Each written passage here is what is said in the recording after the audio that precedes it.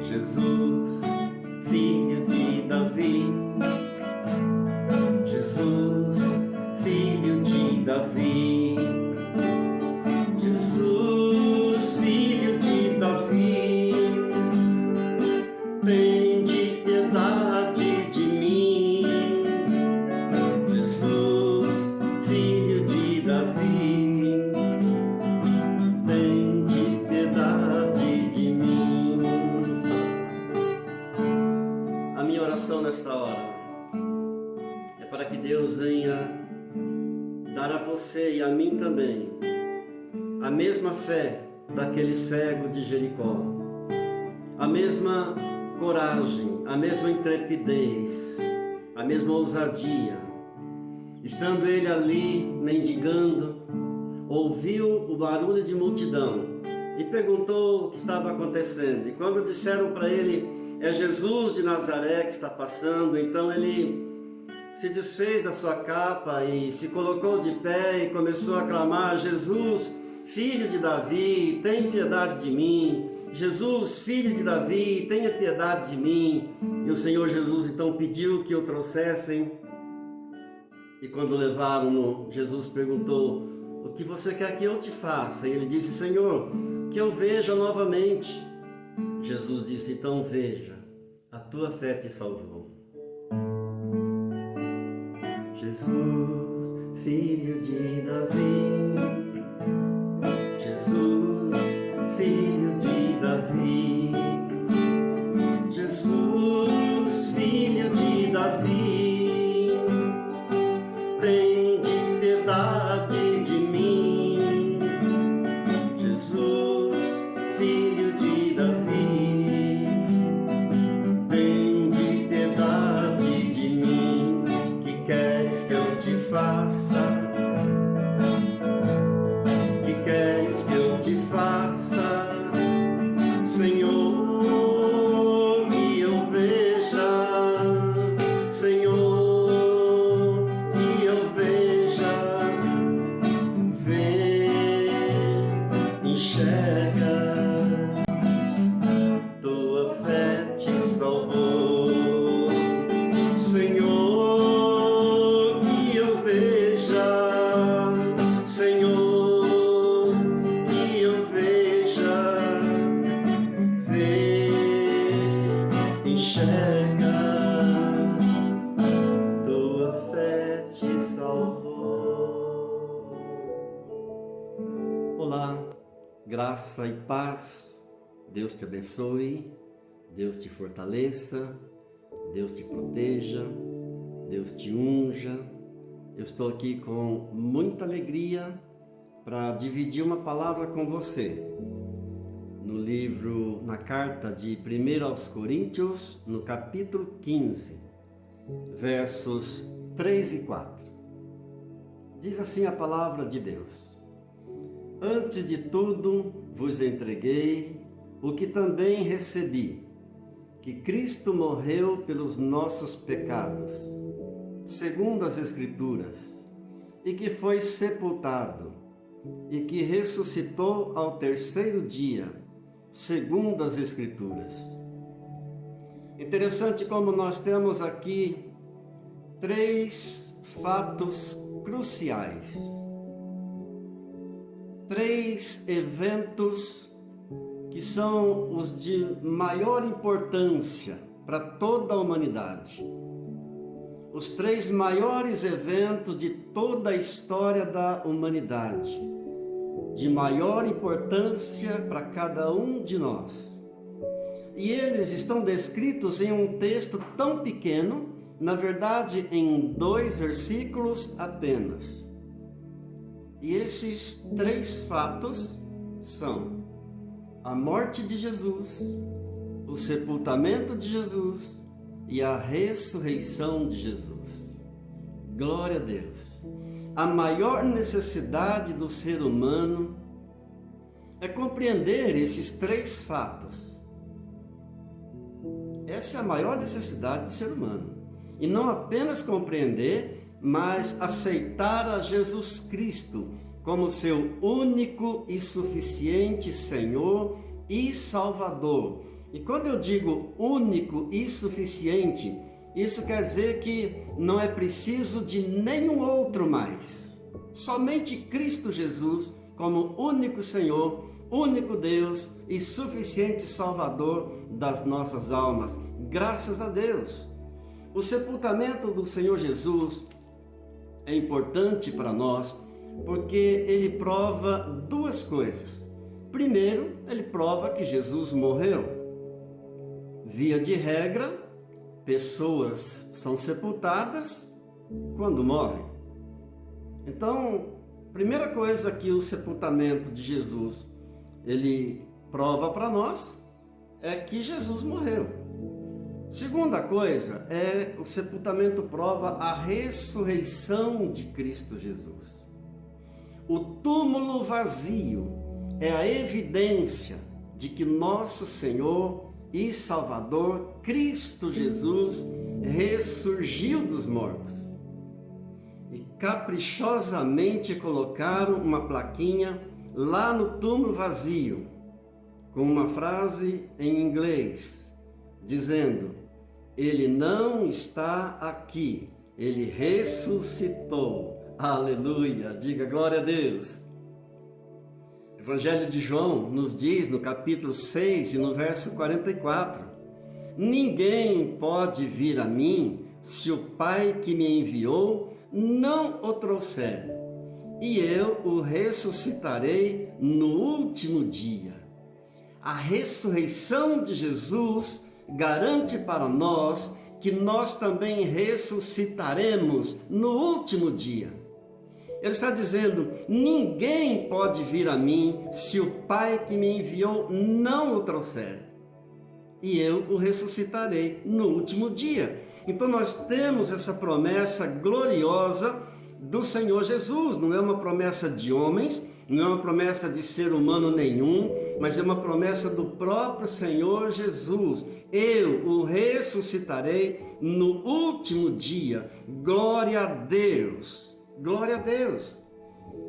Quando ele diz: ninguém pode vir a mim se o Pai que me enviou não o trouxer, está dizendo que ninguém pode responder positivamente ao seu chamado se não houver um trabalhar de Deus no coração da pessoa, se não houver uma atuação firme de Deus o Pai no coração do ser humano. Por quê? Porque o coração do ser humano é naturalmente duro. Ele não quer Deus. O ser humano não quer Deus. É preciso que haja um trabalhar do Pai. Por isso Jesus disse: ninguém pode vir a mim se o Pai que me enviou não o trouxer, e eu ressuscitarei no último dia. Aleluia! Glória a Deus! Você veio para Jesus, você tem esse coraçãozinho aí molinho, amolecido. Sabe por quê? Porque houve um trabalhar de Deus Pai na tua vida. Diga graças a Deus. Aleluia. Louvado seja o Senhor. No Evangelho de João, no capítulo 11 e no verso 25, o Senhor Jesus diz assim: eu sou a ressurreição e a vida. Aquele que crê em mim, ainda que esteja morto, viverá. E todo aquele que vive e crê em mim, não morrerá jamais. E ele faz uma pergunta: você crê nisso? Diga: eu creio, Senhor. Diga: eu creio, Senhor, mas eu te peço, aumente a minha fé. Graças a Deus, em nome do Senhor Jesus. Aleluia. A ressurreição de Jesus também prova para nós de que Deus é real. Isso aqui não é um conto de fada. Deus é real. Deus é uma pessoa. Deus é verdadeiro. Deus é presente. Glória a Deus. Não existe nenhum poder nesse mundo capaz de ressuscitar um homem. Não existe nenhuma ciência no mundo, não existe nenhuma tecnologia, não existe nenhuma medicina capaz de ressuscitar um homem. Somente alguém com um poder supremo, somente alguém com um poder eterno é capaz de ressuscitar alguém. Glória a Deus! A ressurreição de Jesus também prova de que ele é aquilo que ele diz ser: o Filho de Deus e o próprio Deus. Ele diz na palavra, em João, no capítulo 10, no verso 30, eu e o Pai somos um. Então a ressurreição de Jesus prova também para nós que ele foi enviado a essa terra, ele foi enviado a esse mundo para viver uma vida de santidade, para viver uma vida sem pecado. Glória a Deus! Para garantir para nós a justiça, para morrer em nosso lugar, para garantir que nós ressuscitaremos também. Ele veio para morrer pelo homem, para ressuscitar pelo homem e para garantir que nós também ressuscitaremos. A palavra de Deus diz em Romanos, no capítulo 10 e no verso 9: se com tua boca confessares que Jesus é o Senhor e em teu coração creres que Deus o ressuscitou dentre os mortos, serás salvo. Essa palavra prova para nós que ele é o Salvador do mundo. Se com tua boca confessares a Jesus Cristo como Senhor, e se em teu coração creres que Deus o ressuscitou dentre os mortos, então serás salvo. Pastor, mas só isso é preciso para ser salvo? Só isso? É só. Todo o preço ele já pagou. Pela graça sois salvos. A salvação é de graça, ele já pagou todo o preço. Se com tua boca confessares que Jesus Cristo é o Senhor, se com teu coração creres, então sereis salvo. Romanos capítulo 10, verso 9. Note que a palavra está dizendo que é preciso crer e confessar. Porque se apenas crer e não confessar, não tem valor. Ou se confessar sem crer, igualmente não tem valor. Se com a tua boca confessares Jesus como Senhor e em teu coração creres que Deus o ressuscitou dentre os mortos, então serás salvo. Glória a Deus! A ressurreição de Jesus prova que ele é o Espírito vivificante. Ele é o Espírito que dá vida aos homens. Em Romanos, ainda no capítulo 8, no verso 11, a palavra diz assim: se habita em vós o Espírito daquele que ressuscitou a Jesus dentre os mortos, esse mesmo que ressuscitou a Jesus dentre os mortos, vivificará também o vosso corpo mortal, por meio do seu Espírito que em vós habita. Aleluia! Ouça que relato maravilhoso esse. Ouça que palavra tremenda de unidade entre o Pai, o Filho e o Espírito Santo. Se habita em vós o Espírito daquele que ressuscitou a Jesus dentre os mortos, esse mesmo que ressuscitou a Cristo Jesus dentre os mortos, vivificará, dará vida, trará vida ao vosso corpo mortal. Aleluia! Por meio do seu Espírito que em vós habita. Louvado seja Deus! Louvado seja Deus! O Espírito Santo que habita em nós é a garantia da nossa ressurreição. O Espírito Santo habitando em você é a garantia que você tem que você irá ressuscitar no último dia. Diga graças a Deus. Louvado seja Deus. Em 1 Tessalonicenses, no capítulo 4, no verso 14, a palavra diz assim: porque se cremos que Jesus Cristo morreu e ressuscitou, assim também aos que morrem em Jesus Cristo, Deus os tornará a trazer. Aleluia! Está dizendo para nós que o túmulo não é o nosso destino final. O túmulo não é o teu destino final. Porque se cremos que Jesus Cristo morreu e ressuscitou, também aos que morrem em Jesus Cristo, Deus os tornará a trazer. Aleluia! Essa palavra, esse versículo de 1 Tessalonicenses 4,14, responde às três principais perguntas do ser humano. Vocês sabem que todo ser humano, ele tem três perguntas, três questões que o afligem enquanto ele não tem um conhecimento da pessoa bendita e maravilhosa do Senhor Jesus. E essas três perguntas são as seguintes: quem sou eu? De onde eu vim e para onde eu vou? São as três questões que afligem todo ser humano enquanto não tem um encontro real e verdadeiro com a pessoa bendita e maravilhosa de nosso Senhor e Salvador Jesus Cristo. E essa palavra então responde essas questões. Eu sou de Deus, eu vim de Deus e eu estou voltando para Deus. Aleluia! Aleluia! Diga, sou de Deus, vim de Deus, estou voltando para Deus. Louvado seja o Senhor. E alguns poderiam perguntar, e como isso acontece? Como se dará isso? Deus trará de volta aqueles que morrem em Cristo Jesus. Como? De que maneira? A Bíblia responde. Aí mesmo nesse capítulo de 1 Coríntios, que nós estamos, no capítulo 15, no verso 35 até o verso 37, nós temos a resposta a essa pergunta. Diz assim a palavra de Deus: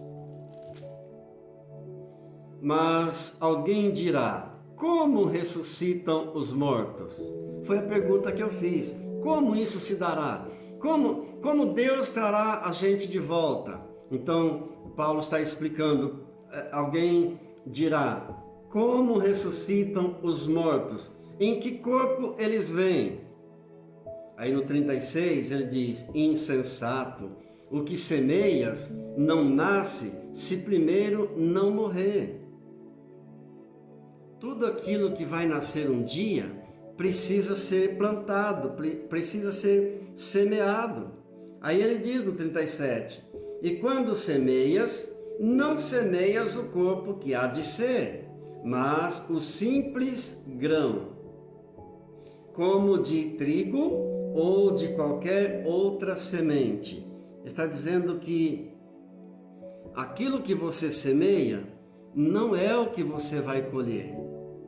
Você semeia um grão de trigo, por exemplo, e você colhe cachos de trigo. Você planta um grãozinho de milho e você colhe espigas. Você planta um grãozinho de uma sementinha de melancia e você colhe uma fruta enorme. Então ele está dizendo, aquilo que é semeado não é a mesma coisa que será colhido. Paulo faz aqui uma analogia. E ele diz ainda no verso 38, mas Deus dá corpo como lhe aprouve dar a cada uma das sementes o seu corpo apropriado. Assim como ele deu para cada semente um corpo apropriado, ele dará também para nós um corpo apropriado. Glória a Deus, essa é a comparação que o apóstolo Paulo está fazendo. E no verso 42 ao 44, ele explica melhor ainda, quando diz assim, pois assim também é a ressurreição dos mortos. É desse jeito. É como a plantação de uma semente e a colheita. Assim também é a ressurreição dos mortos. Semeia-se o corpo na corrupção, ressuscita-se na incorrupção. Semeia-se em desonra, ressuscita em glória. Semeia-se em fraqueza, ressuscita-se em poder. Semeia-se corpo natural, ressuscita-se corpo espiritual. Glória a Deus. Glória a Deus. Nosso Senhor Jesus usava constantemente comparações. Usava muitas vezes as sementes, plantações, agricultura, como analogia para explicar as coisas espirituais. Para explicar as verdades espirituais, ele usava as coisas naturais. Falava de coisas naturais para que a gente pudesse entender melhor das coisas espirituais. E o apóstolo Paulo está fazendo a mesma coisa. Por isso ele iniciou no versículo 3 dizendo: antes de tudo vos entreguei o que também recebi. Ele está dizendo, da mesma forma como eu recebi de Jesus, eu estou passando para vocês. Então o Senhor Jesus sempre usava de uma semente para explicar as verdades espirituais. Por exemplo, se alguém tiver uma fé do tamanho de um grão de mostarda, direis a esse monte. Ele usava exemplos como uma semente que é lançada a um determinado tipo de solo, vai acontecer assim, assado com ela.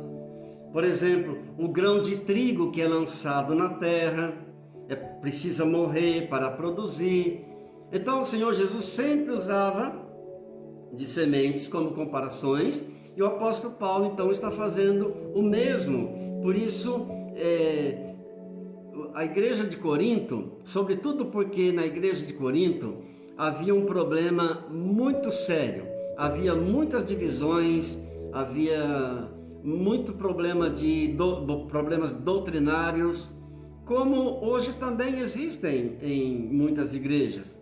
E havia lá um grupo que não acreditava na ressurreição dos corpos. Por conta de uma falsa doutrina que havia penetrado no meio da igreja e que dizia que a parte espiritual do homem é boa, mas a parte material do homem é ruim. Então, a parte material seria o corpo humano. Então, por isso não acreditavam na ressurreição dos corpos. Se o corpo, sendo uma parte material, sendo ruim, então não poderia ressuscitar. Por isso Paulo então traz essa palavra, traz esse ensinamento para eles e diz em 1 Coríntios, no capítulo 3, no verso 16, que o nosso corpo não é coisa ruim não, que o nosso corpo é santuário de Deus, que o Espírito de Deus habita dentro de nós. Apesar desse corpo ser frágil, apesar desse corpo ser temporário, mas ele não é ruim. Ele é santuário de Deus. Ele precisa ser bem cuidado. Porque aquele grupo, daquelas pessoas que acreditaram nessa falsa doutrina de que a parte material do homem era ruim e por isso não poderia ressuscitar, eles então tratavam seus corpos com desdém.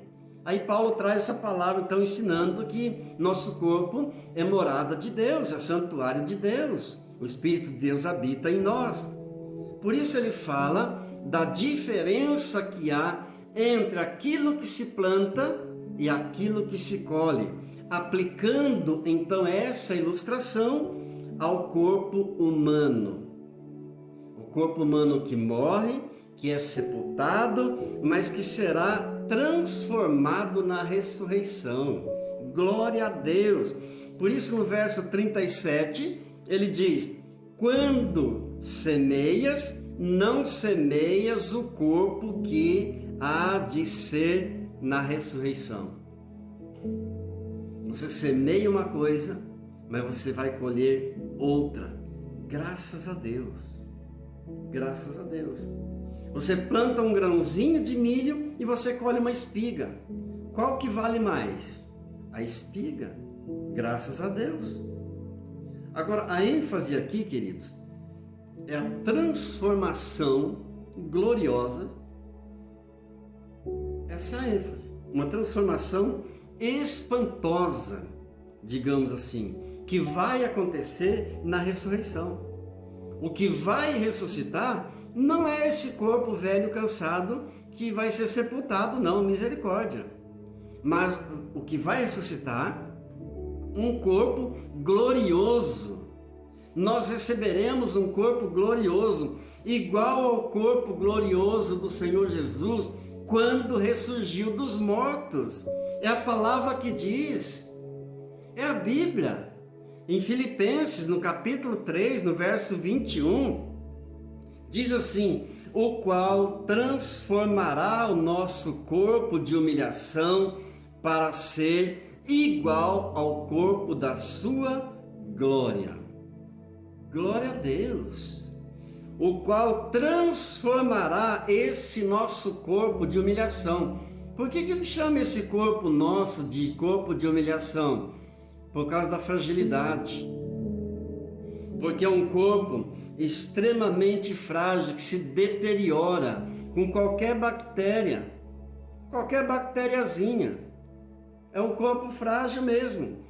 Então, o qual transformará esse nosso corpo de humilhação para ser igual ao corpo da sua glória. Diga, louvado seja Deus. E no verso 42, ele explica com maior clareza essa transformação gloriosa, essa transformação espantosa que haverá do nosso corpo na ressurreição. Quando ele diz assim, semeia-se na corrupção, colhe-se na incorrupção. Semeia-se na desonra, colhe-se na glória. Semeia-se em fraqueza, colhe-se em poder. No verso 44 ele diz, semeia-se corpo natural e ressuscita-se corpo espiritual. Quando ele fala de corpo natural, está falando do ser humano hoje, do homem hoje. Quando fala do espiritual, está falando do cidadão do céu, que receberá um corpo glorioso antes de ir para o céu. Glória a Deus! Teremos um corpo lá no céu, não seremos fantasmas não lá no céu. Receberemos um corpo glorioso, graças a Deus. Os crentes em Jesus já receberam um dia o Espírito Santo, por isso são espirituais. Mas ainda não recebemos o corpo espiritual. Glória a Deus! Esse nós receberemos na ressurreição. Por isso que o verso 45, ele diz assim, o primeiro Adão foi feito alma vivente. O último Adão, porém, é espírito vivificante. Quem é o último Adão? Que é um espírito vivificante, é o espírito que dá vida, é Jesus. O primeiro Adão já era, o primeiro Adão morreu, caiu, desobedeceu, gerou morte, mas o último Adão, Cristo Jesus, veio para trazer vida e vida em abundância. Por isso ele é chamado o último Adão, ele é chamado o espírito vivificante. Graças a Deus. Agora eu quero ler do 46 ao 49 para nós entendermos melhor essa questão. Diz assim a palavra de Deus: mas não é primeiro o espiritual, e sim o natural, depois o espiritual. Primeiro então esse corpo natural, depois é que virá o espiritual. O primeiro homem, formado da terra, é terreno. O segundo homem é do céu. Glória a Deus. 48. Como foi o primeiro homem, o terreno, tais são também os demais homens terrenos.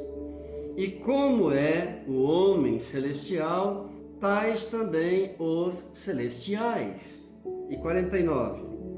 E assim como trouxemos a imagem do que é terreno, devemos trazer também a imagem do celestial. Assim como você traz essa imagem do teu corpo, do teu homem terreno, você trará também a imagem daquele do celestial na glória. Louvado seja Deus!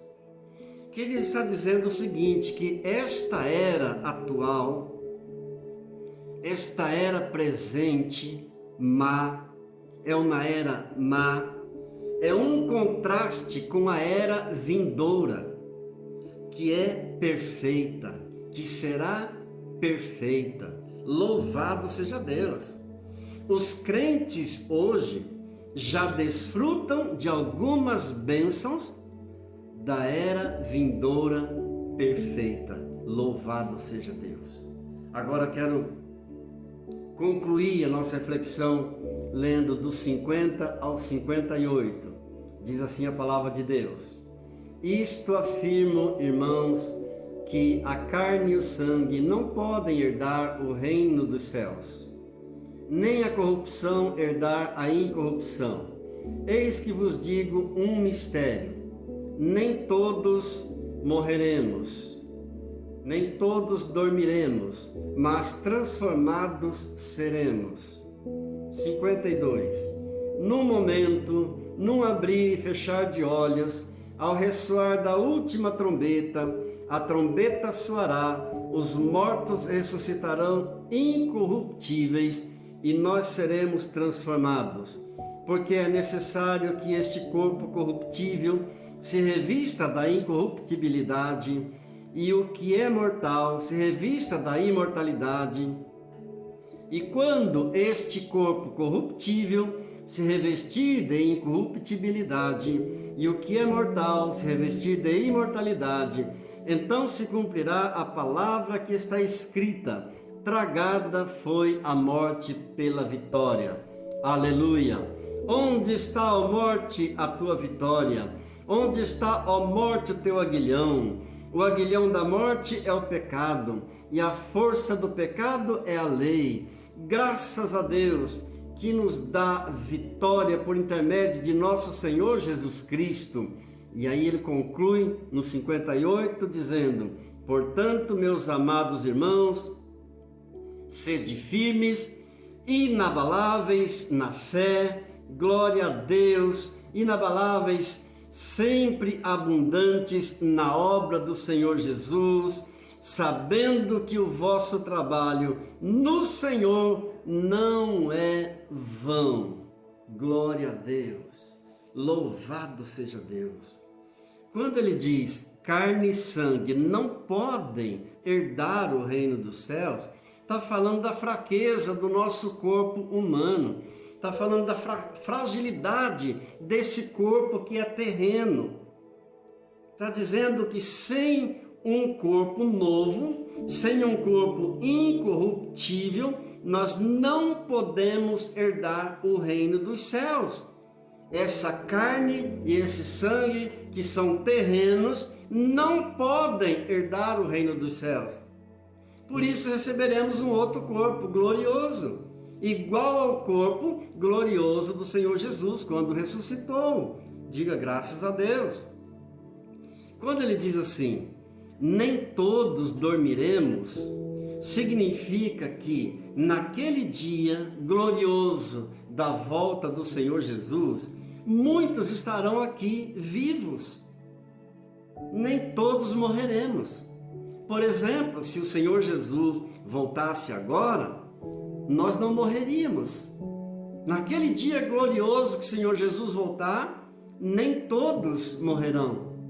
Mas a palavra de Deus diz que estes também serão transformados, receberão esse novo corpo glorioso. Aleluia! Glória a Deus! Então, queridos, embora não ressuscite também aqueles que estiverem presentes, vivos, quando o Senhor Jesus voltar, a palavra está garantindo que ele também receberá um corpo novo, glorioso. Aleluia! A morte, diz a palavra de Deus, é o último inimigo que nós temos para vencer. Graças a Deus! Naquele dia glorioso da volta do Senhor Jesus, que ninguém sabe quando será, nem o dia e nem a hora, mas naquele dia glorioso, então, todos nós veremos cumprido essa palavra, essa profecia do versículo 54,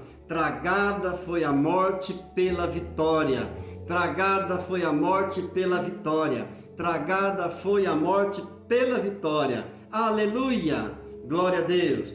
E ele então conclui de uma forma gloriosa, fechando com chave de ouro essa reflexão no verso 58, quando diz assim a palavra de Deus. Anote comigo aí, diz assim a palavra: portanto, meus amados irmãos, sede firmes, inabaláveis, sempre abundantes na obra do Senhor, sabendo que no Senhor o vosso trabalho não é vão. Louvado seja Deus. Louvado seja Deus. Eu gostaria que você guardasse esse versículo. O poeta diz que amigo é coisa para se guardar debaixo de 7 chaves dentro do coração, mas o poeta está enganado. Todo amigo é uma bênção, é uma grande bênção, mas o que nós devemos guardar bem dentro do nosso coração é essa palavra, esse versículo 58 que eu li para você. Diga graças a Deus. Portanto, meus amados irmãos, a palavra portanto é uma conjunção que conclui um raciocínio. Então ele está concluindo todo esse raciocínio, dizendo: portanto, meus amados irmãos, sede firmes, inabaláveis, sempre abundantes na obra, sabendo que no Senhor o vosso trabalho não é vão. Aleluia! Diga glória a Deus. Eu espero ter animado você um pouco com essa reflexão. Eu desejo que você esteja aí feliz, meditando nessas coisas, nas coisas celestiais, que você possa compartilhar essa mensagem para outras pessoas. E eu te convido a orar nessa hora em nome de Jesus, e vou liberar uma palavra profética sobre a tua vida, sobre a tua família, no nome de Jesus. Pai Santo, Pai querido, nós te adoramos nesta hora. Nós te adoramos, ó Deus, manifestamos a Ti todo o nosso amor nesta hora, toda a nossa gratidão por Tua doce presença, por Tua doce palavra. Ó Deus, desde que acordamos pela manhã, nós tributamos a Ti a honra, a glória, o louvor e o poder por esse grande milagre de mais um dia de vida. Senhor amado, bendito seja o Teu nome desde agora e para sempre, desde o nascer do sol ao pôr do sol, seja louvado o Teu santo nome. Ó Deus, uma geração louvará outra geração o Teu nome. Bendito seja, exaltado seja, entronizado seja, glorificado seja o nome de Jesus, que está acima de todo nome, e diante desse nome todo joelho se dobrará e toda língua confessará, para a glória de Deus Pai, que Jesus Cristo é o Senhor. Aleluia. Amém. Que Deus te abençoe, que Deus te guarde, que Deus te proteja. Deus abençoe a tua casa, Deus abençoe a tua família. Deus te livre de todas as pestes, as pragas, as epidemias, as pandemias, de toda doença. Deus te livre dos perigos de acidente. Deus guarde a tua vida, em nome do Senhor Jesus. Deus aumente a tua fé, em nome do Senhor Jesus. Que a graça maravilhosa do Senhor Jesus, o amor imensurável de nosso Deus e Pai e a doce comunhão do Espírito Santo seja sobre você nesta hora, em nome de Jesus. Amém. Diga graças a Deus. Amém. Amém.